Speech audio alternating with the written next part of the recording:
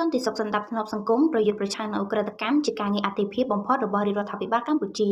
សម្ដេចមហាបវរធិបតីហ៊ុនម៉ាណែតនាយករដ្ឋមន្ត្រីបានគូរំលឹកថាដោយមើលឃើញពីគ្រោះថ្នាក់ធ្ងន់ធ្ងរចំពោះសង្គមជាតិដែលបង្កឡើងដោយឧក្រិដ្ឋកម្មឆបោកតាមប្រព័ន្ធបច្ចេកវិទ្យានិងភាពស្មុគស្មាញនៃឧក្រិដ្ឋកម្មសម័យទំនើបមួយនេះ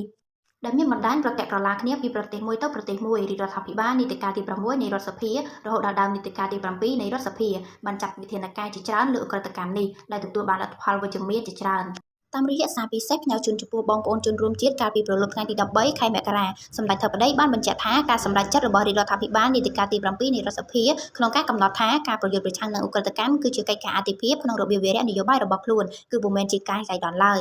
សម្ដេចធិបតីបន្ថែមថាការដាក់ចេញនូវវិធានការម៉ឺងម៉ាត់និងមុតស្រួចជាបន្តបន្ទាប់លើឧក្រិដ្ឋកម្មឆបោកតាមប្រព័ន្ធបច្ចេកវិទ្យានាពេលកន្លងមកគឺជាសក្ខីភាពមួយនៃការអនុវត្តការបដិញ្ញាចិត្តខាងនយោបាយរបស់រាជរដ្ឋាភិបាលក្នុងការប្រយុទ្ធប្រឆាំងនឹងឧក្រិដ្ឋកម្មឆ្លងដែនមួយនេះដែលជាក្តីកង្វល់រួមរបស់កម្ពុជាតំបន់និងពិភពលោក